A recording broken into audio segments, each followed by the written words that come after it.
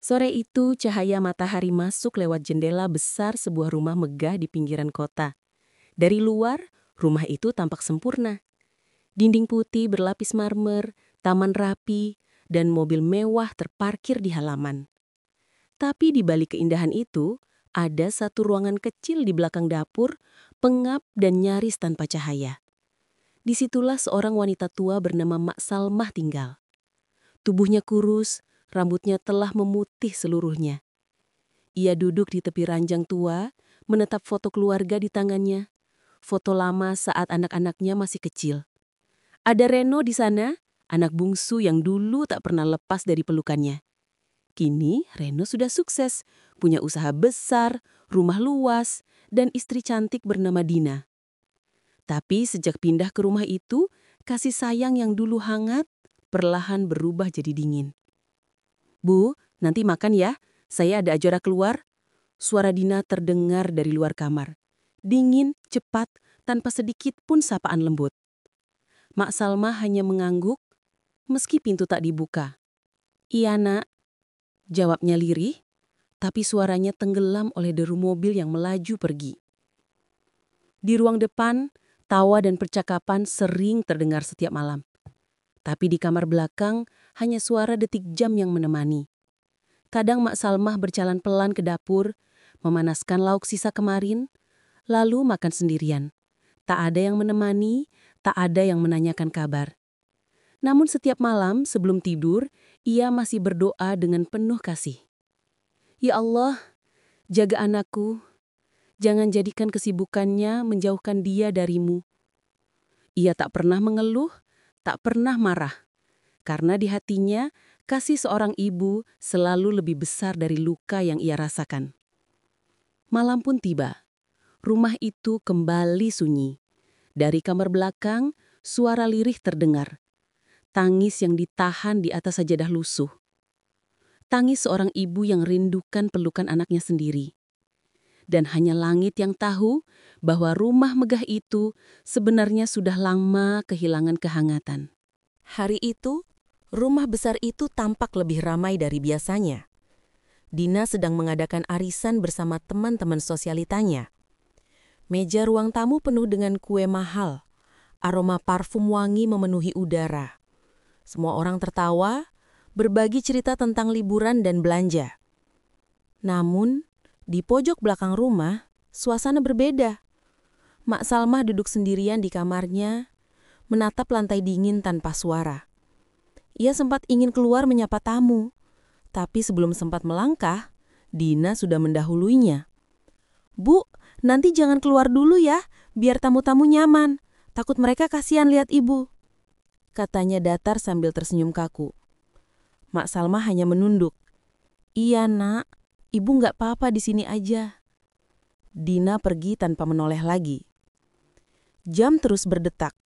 Suara tawa dari ruang tamu terdengar jelas, diiringi musik lembut dan gelas yang beradu. Sementara di kamar kecil itu, Mak Salmah membuka tudung saji, mengambil sepiring nasi dingin yang disisakan untuknya. Ia makan perlahan, suapan demi suapan, tanpa lauk, tanpa teman bicara. Setiap kali sendok menyentuh piring, matanya basah. Tapi bukan karena lapar, ia hanya teringat masa lalu. Dulu setiap kali arisan di rumah tetangga, Reno kecil selalu berlari ke pangkuannya. Minta dibuatin teh hangat. "Bu, nanti kalau besar aku yang beliin rumah buat ibu ya," katanya polos waktu itu.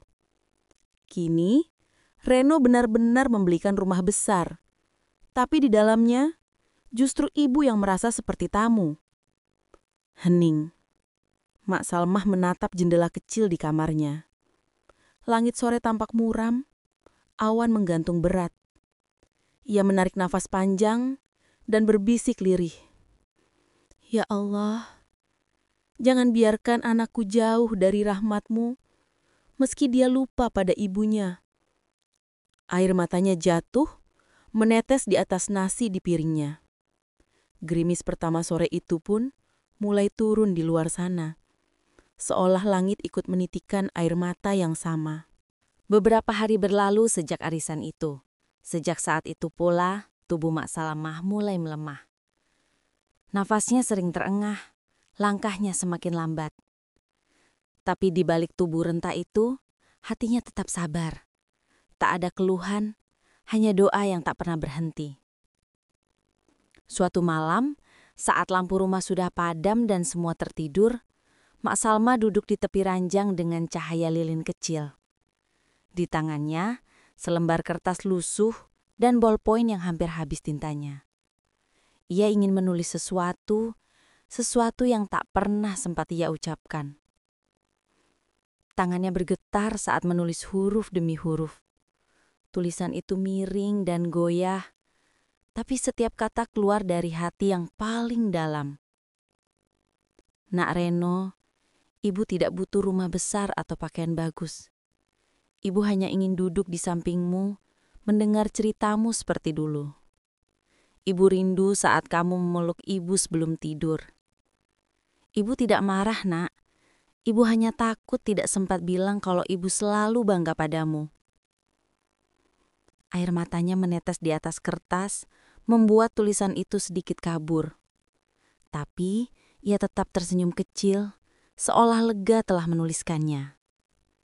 Ia lipat surat itu rapi, lalu menyelipkannya di bawah bantal. Nanti, kalau ibu sempat, ibu kasih ke Reno, bisiknya pelan.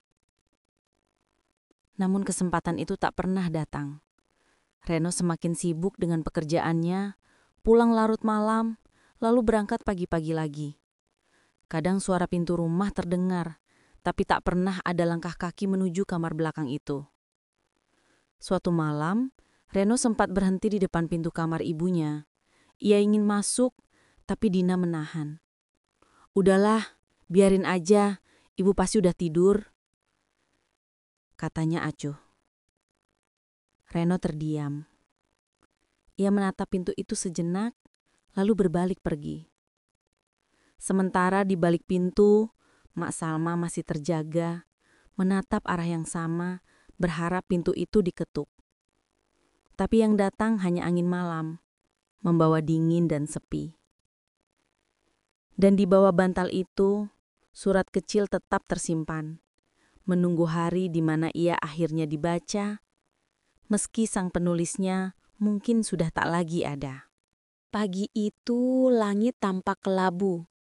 Hujan rintik turun perlahan membasahi halaman rumah. Udara lembab merayap masuk ke kamar kecil di belakang dapur. Di sana, Mak Salma terbaring lemah di ranjangnya. Napasnya pendek-pendek, matanya sayu, tapi bibirnya masih menebar senyum lembut. Ia tahu tubuhnya tak sekuat dulu, tapi ada sesuatu dalam dirinya yang menolak menyerah. Dengan sisa tenaga, ia duduk perlahan, mengambil wudhu dari baskom kecil di samping ranjang, lalu membentangkan sajadah lusuh. Air matanya menetes saat ia mengangkat tangan, berdoa dengan suara nyaris tak terdengar. Ya Allah, jika waktuku sudah dekat, jangan biarkan aku pergi dalam kemarahan. Ampuni anakku, ampunilah menantuku. Jadikan mereka hamba yang Engkau cintai, meski mereka pernah lupa pada ibunya. Doa itu mengalir pelan bersama isak tangis yang tertahan. Di luar, hujan semakin deras. Langit seolah ikut bersedih. Beberapa jam kemudian, Dina masuk ke kamar membawa pakaian kotor. Ia mengeluh kecil. "Aduh, Bu, kenapa kamarnya dingin banget sih?" Tapi langkahnya terhenti. Di hadapannya, tubuh Mak Salma sudah terbaring diam. Wajahnya tenang, seolah sedang tidur. Sajadah masih terbentang, dan di tangannya masih tergenggam tasbih kecil. "Bu, Ibu!" Dina berteriak histeris. Reno yang baru pulang dari kantor berlari masuk.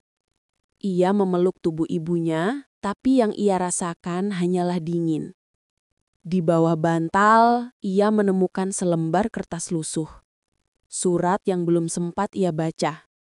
Tangannya gemetar saat membuka lipatannya. Tulisan itu kabur oleh air mata. Reno membacanya dengan suara parau. Setiap kalimatnya terasa menembus dada. Ibu tidak butuh rumah besar. Ibu hanya ingin duduk di sampingmu.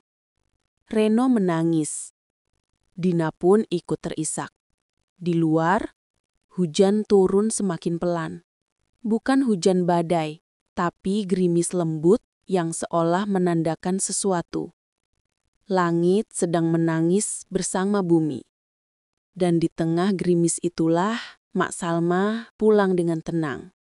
Membawa semua doa yang tak pernah berhenti ia pandatkan. Bahkan untuk mereka yang membuatnya terluka.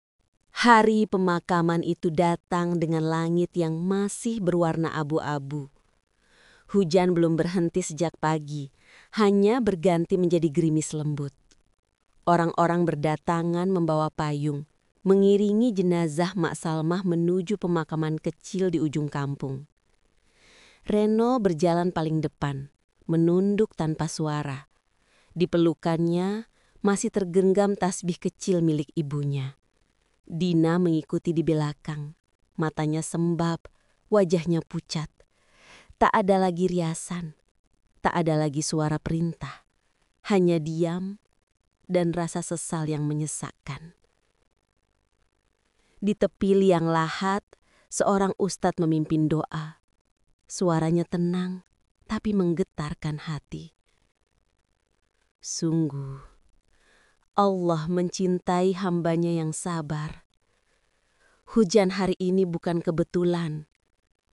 Ini rahmat tanda kasih dari langit untuk seorang ibu yang hatinya penuh doa.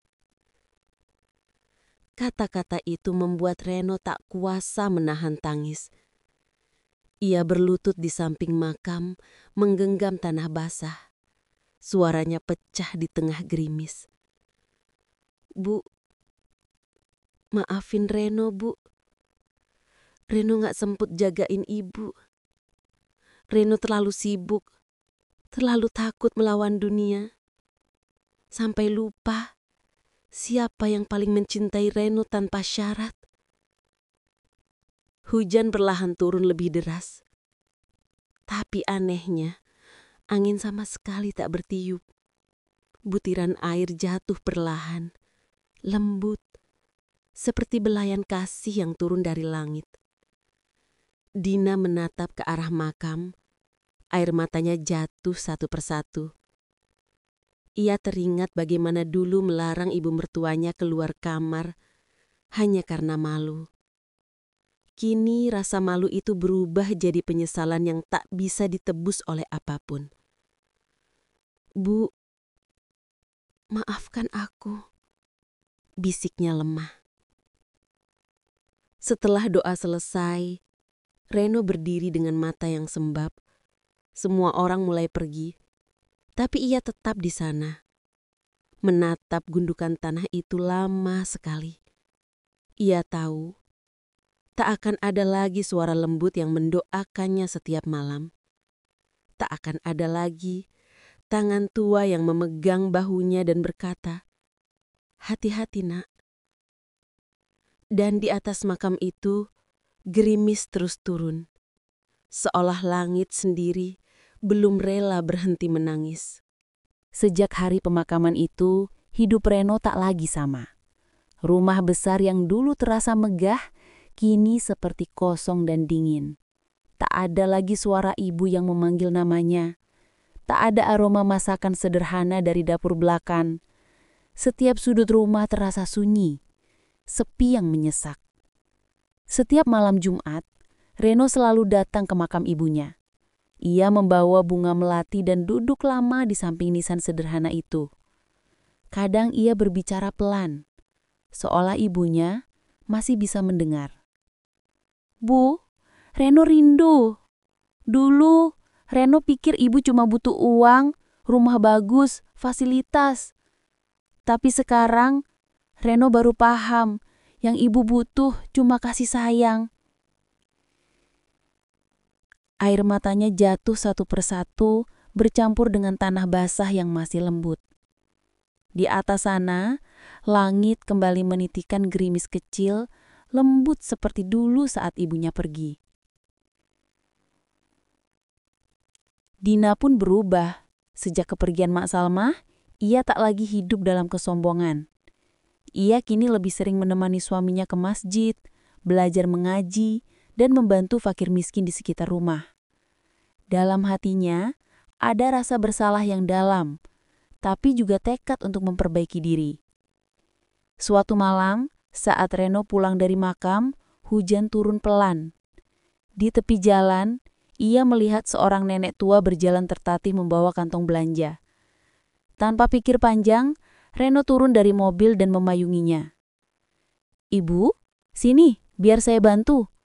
Wanita itu tersenyum, matanya teduh. "Nak, semoga Allah membalas kebaikanmu. Ibu cuma mau pulang. Gerimis begini bikin hati tenang ya." Reno terpaku. Kata-kata itu terasa familiar, seperti suara ibunya sendiri.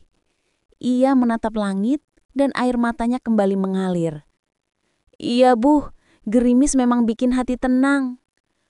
Hujan turun sedikit lebih deras, tapi tak menimbulkan dingin.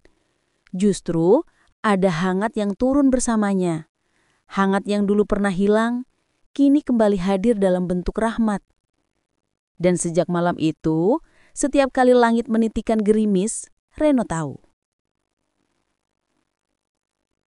Itu bukan sekedar hujan. Itu adalah air mata kasih seorang ibu yang bahkan setelah tiada, masih turun dari langit, mengingatkan anaknya bahwa cinta seorang ibu tak pernah benar-benar pergi.